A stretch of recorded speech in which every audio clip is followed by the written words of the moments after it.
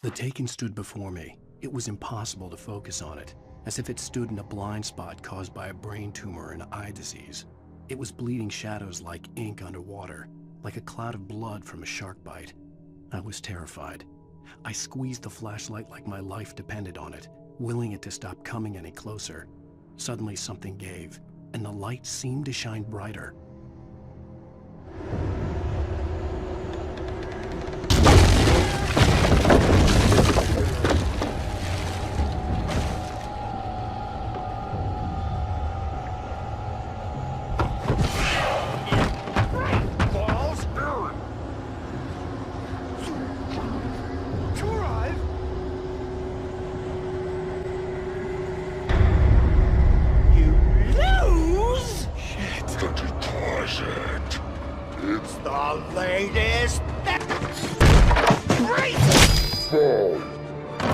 I had to figure a way out of this. Any second now, and Stucky would be knocking on the door with his axe like Nicholson in The Shining.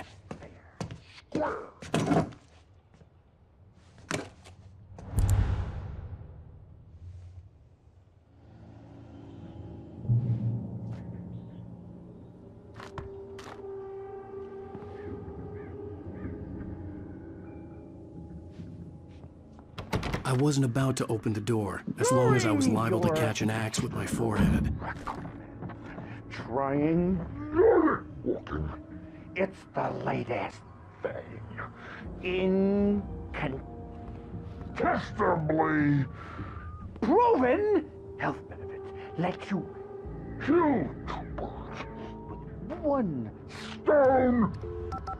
You can see the sights and keep those cholesterol levels. Hello? Hello? Torn.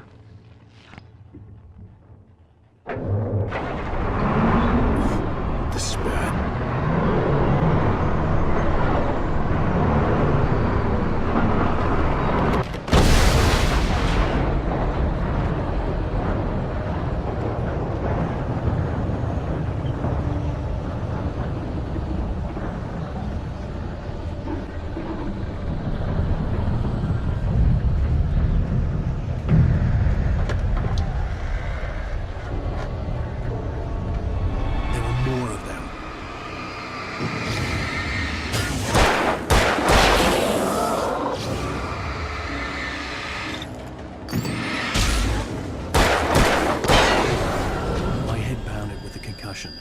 I'd never fired a gun outside a shooting range, and now I just killed someone.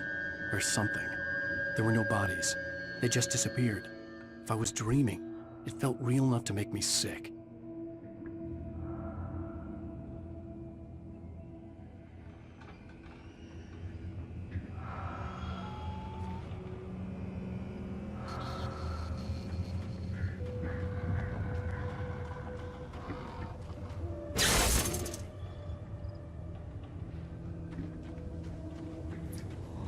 The dark forest was the last place I wanted to go, but I had no choice. I had to get to the gas station.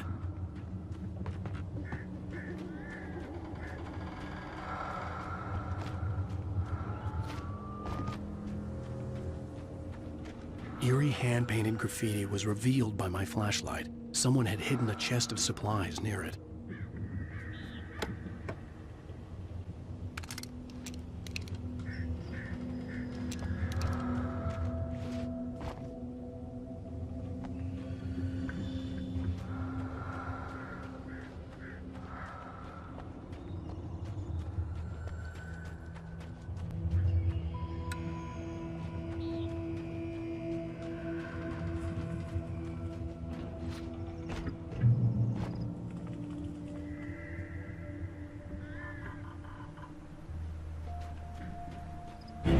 Rabbit season.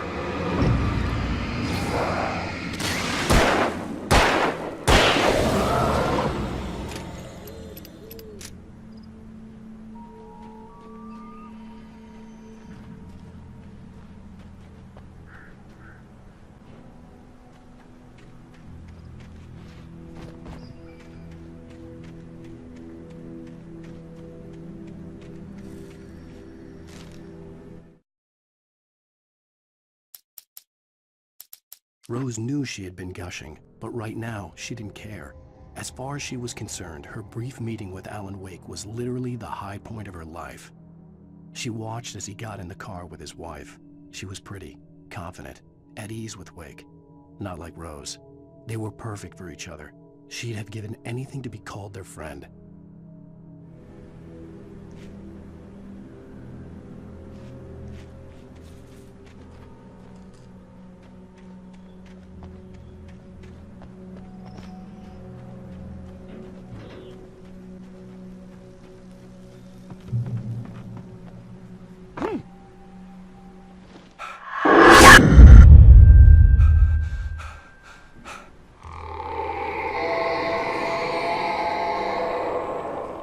What the hell was that?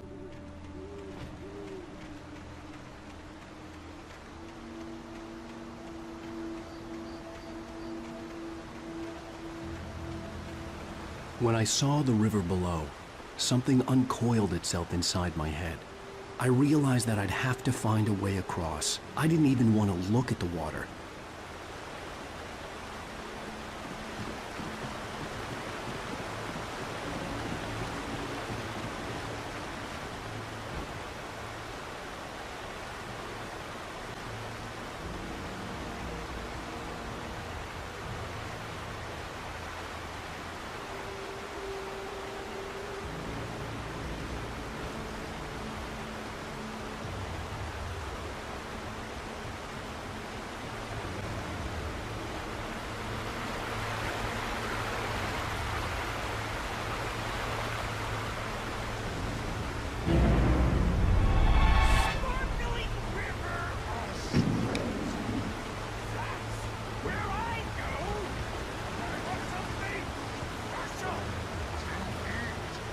Stucky was still out there, in the dark, stalking me.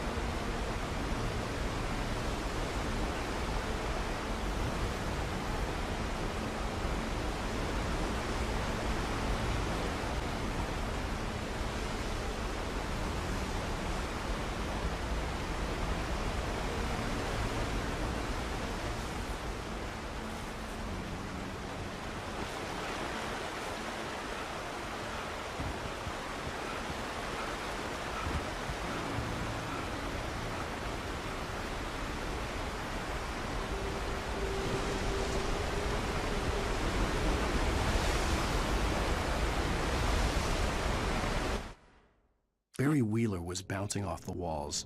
He jumped on a plane after his calls were ignored by both Al and Alice for several days. It could mean that they were both on a second honeymoon, but Barry didn't buy it. Al had been way too unstable for that, not sleeping, messed up. Barry had years of experience dealing with Alan Wake, and he couldn't ignore it. Something was wrong.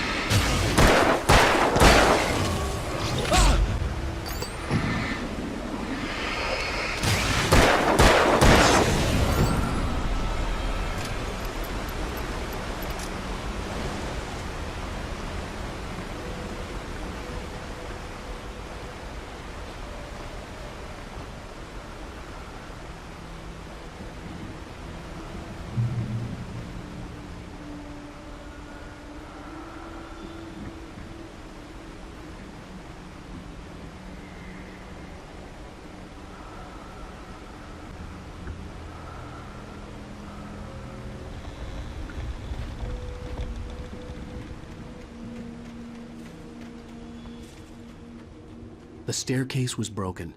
I had to make my way up some other way.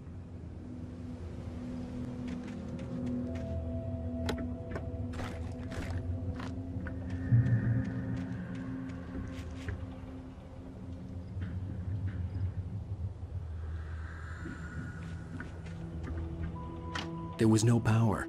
There was bound to be a generator somewhere at the logging site.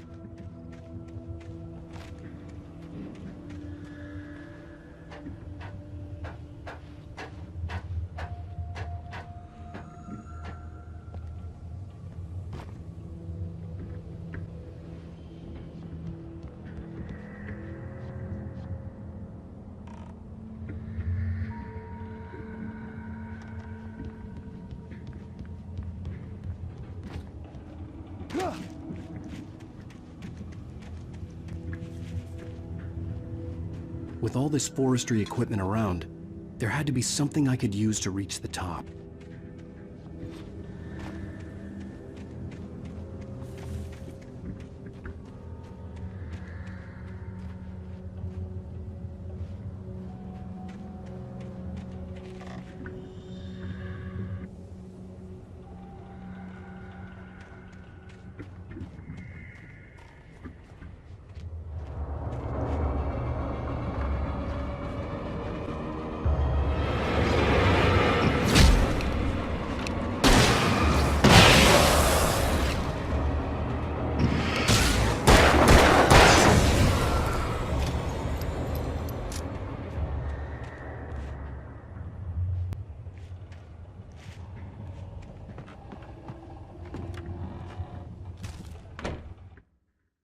I heard them before I saw them, swooping down from the sky and screeching as they came. I spun around just as the cloud was upon me. For an instant, I stared into 100 dead eyes, black pearls glittering in the darkness. I raised the flashlight and the swarm exploded like fireworks. Feathers burned, turned into ash. I couldn't hear my scream above theirs.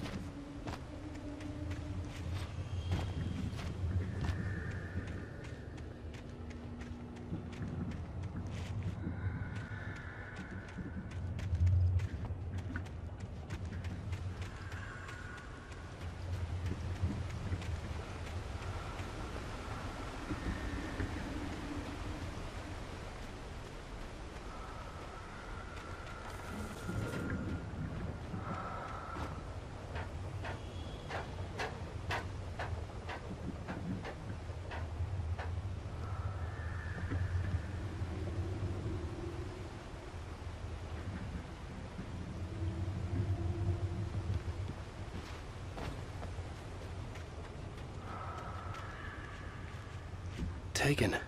They're taken.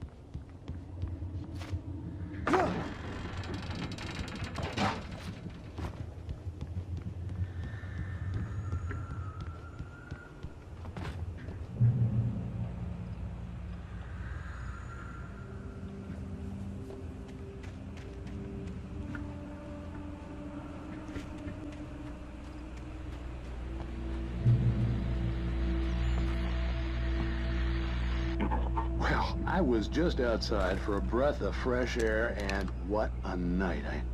I know most of you are probably in your beds by now, but if you're still up and around, take a moment. Step outside for a spell and breathe in deep. The weather is absolutely still. The sky is crystal clear. It's like the forest is quietly breathing along with you. As you listeners know, I'm a night owl, and it's on nights like this I wish I wasn't cooped up in the studio. Makes an old man like me wish I could just roam wild. But here I am, and it would keep you company all night long if I weren't. It looks like I'm not the only one staying up late. Caller, you're on the air. Hey, Pat, it's Maurice Horton. Hello, Maurice. What are you up to? Well, I was just taking Toby on his walkies. Oh, isn't it beautiful out there? Sure, but Pat, the reason I called is that Toby heard something rustling in the undergrowth and took off after it, and I couldn't find it. Probably a rabbit. Sure. Toby loves rabbits. Well, sure. Anyway, I figured that, if anyone runs into Toby, they could grab him. My number's on his collar. And Toby's a friendly dog? Oh, Toby loves people. Usually he comes back, but we were pretty far from home, and it sounds like he went pretty wild there. Great dog, but just too dumb for his own good. Well, Maurice, it's out there now. Hope Toby comes home soon. Yeah, thanks, Pat. You have a good night now.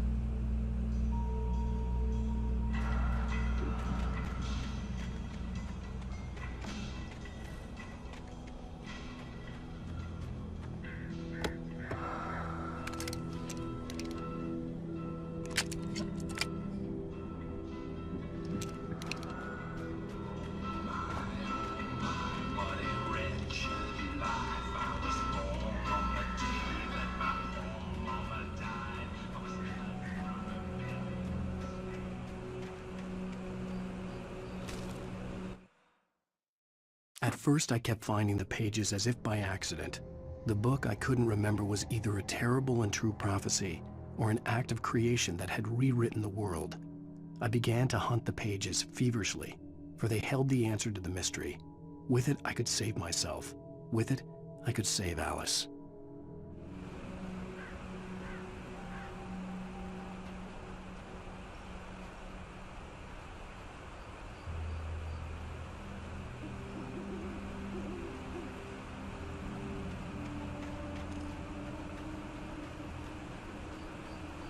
The gas station was closer now, its light welcoming in the darkness. Paul makes the best dogs in the state. Belly Burster is the best with no coat. Monster Dog is second best. The famous dog is...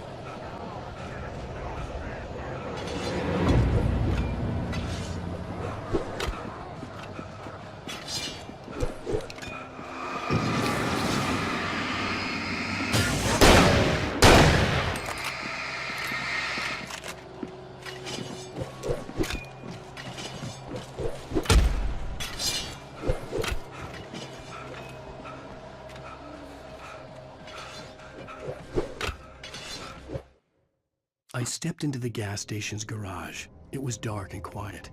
The place was a mess. It looked like someone trashed the place or that there'd been some kind of fight.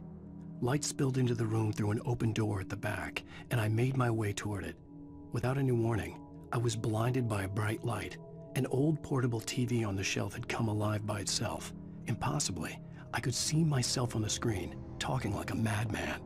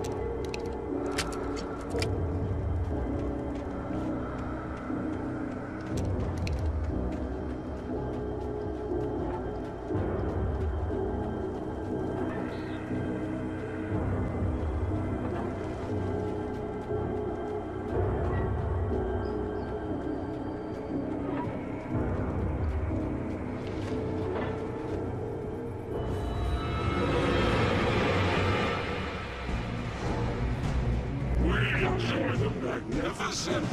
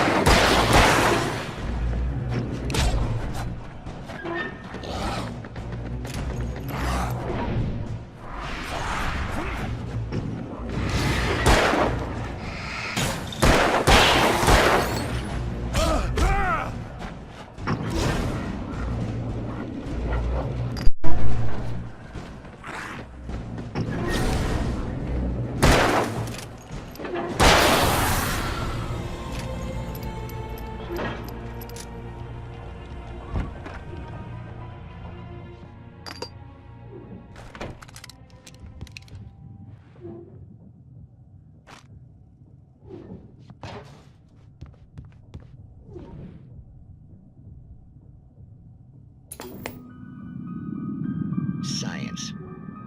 It bestows immortality on those who advance it to elevate all of mankind. Newton, Einstein, Sagan, princes among men. But the price for such a legacy is steep indeed. In Night Springs. Tonight's episode, a quantum suicide. If our lives are already written, it would take a courageous man to change the script. Having called a press conference, Dr. Barclay Colvin is about to demonstrate that very courage.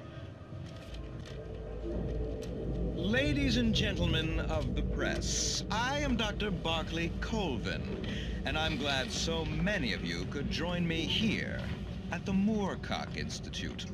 Tonight, I'm going to give a practical demonstration of the many worlds interpretation. As you can see, this is a loaded 9mm pistol. It shall be part of a thought experiment. And now, a real experiment, known as a quantum suicide. Did he say suicide? Is that a real gun? He's kidding, right? Please, stay calm. There is no risk. Observe what occurs when I place the weapon against my own forehead. Now, you might think this round is merely a dud. Not so. Observe the flower pot. And yet, I myself cannot be harmed with this gun. With each pull of the trigger, two new realities branch off. One in which the weapon didn't fire, and one where it did. With my machine here, I have ensured that this reality is always the former. I have bestowed upon myself quantum immortality. Under no circumstances can this gun kill me. So wait. What you're saying is that every time you pull the trigger, in another reality, you die? Yes, of course, but that's completely trivial. There's an infinite number of things that could happen at any moment, and they always do happen somewhere. The point is, this one thing did not happen here. You're insane, Colvin. Insane? Insane? Hey, was this thing supposed to be plugged in? I stumbled on it. You fools! Gaze upon quantum immortality.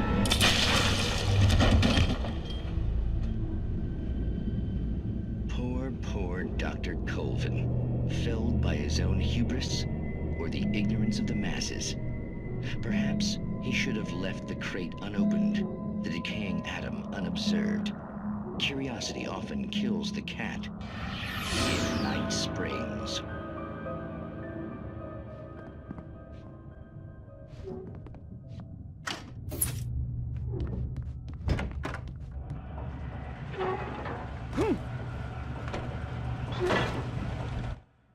The cabin on Cauldron Lake? She asked.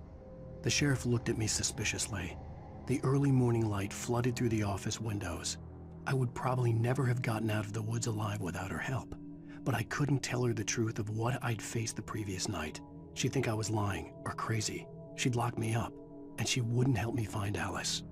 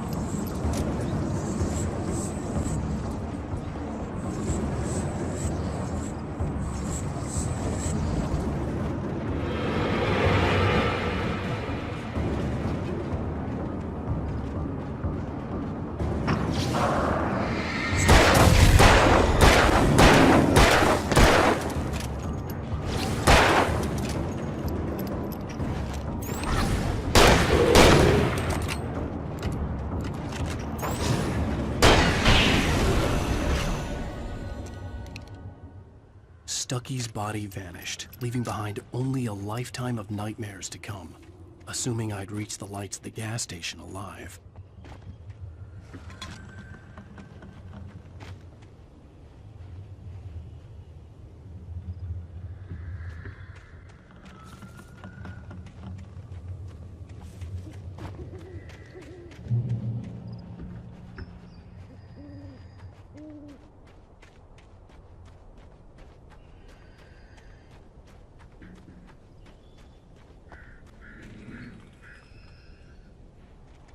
I recognized the parade float I had seen in Bright Falls when I first arrived with Alice.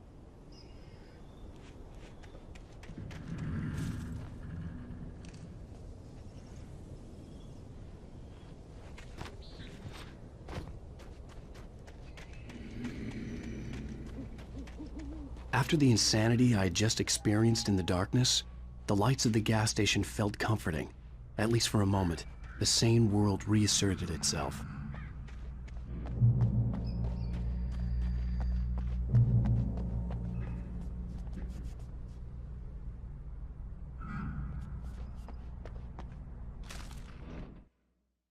Stucky spat on the garage floor and tried to shake the cobwebs from his head. Ever since the couple never showed to pick up the keys, things had been fuzzy. Something, a feeling caught his attention.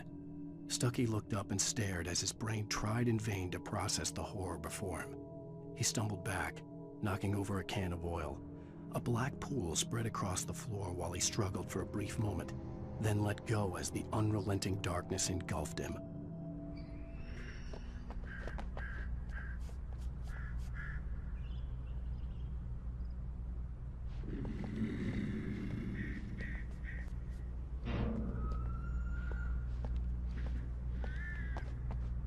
The garage was a mess. It looked like someone had trashed the place, or that there'd been some kind of fight. I'll write. I'll keep writing. Outside, there's only darkness. Outside the cabin, outside the story, there's only darkness. I can feel her presence in the dark. Just now, I could smell her perfume in the room. I'll reach her, I'll fix it up. I'll bring her back. The story will come true. If I stop, she's lost. I don't believe this. It'd been me on the TV, talking crazy. Was I losing my mind?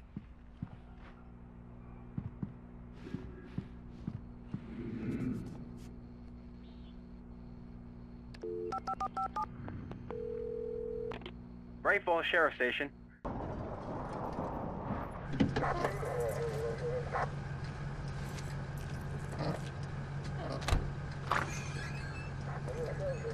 Oh, thank God, Sheriff.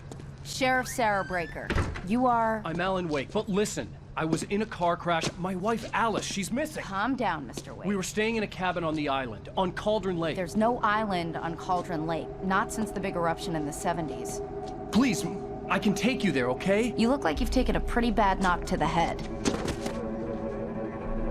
Are you okay? Listen. We'll figure this out. Please get in the car. We'll swing by the lake and then we'll go to the station, okay? Mr. Wake, have you seen Stucky, the guy who owns this place? I realized I couldn't tell her what had happened in the forest. She wouldn't have believed me, and then she wouldn't have helped me with Alice.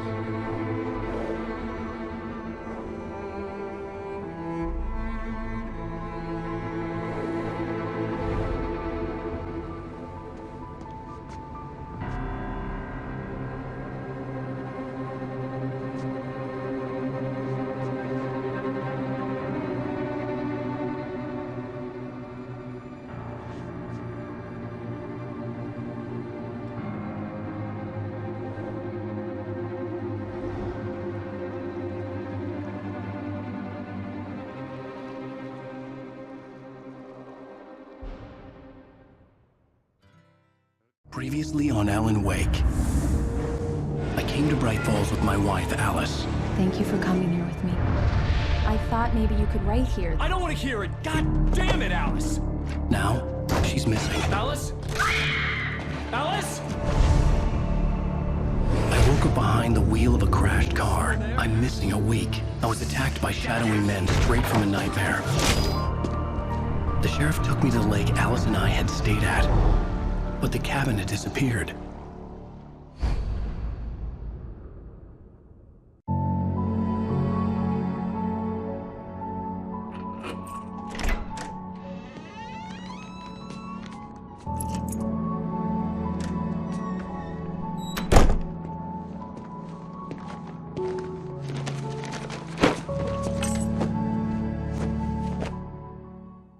Honey, I'm home.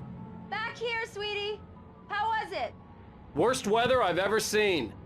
You should put some coffee on. It'll warm you up.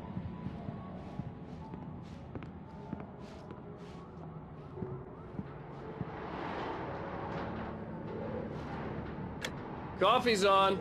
Great, thanks. I'll need it if I'm gonna finish this by tomorrow.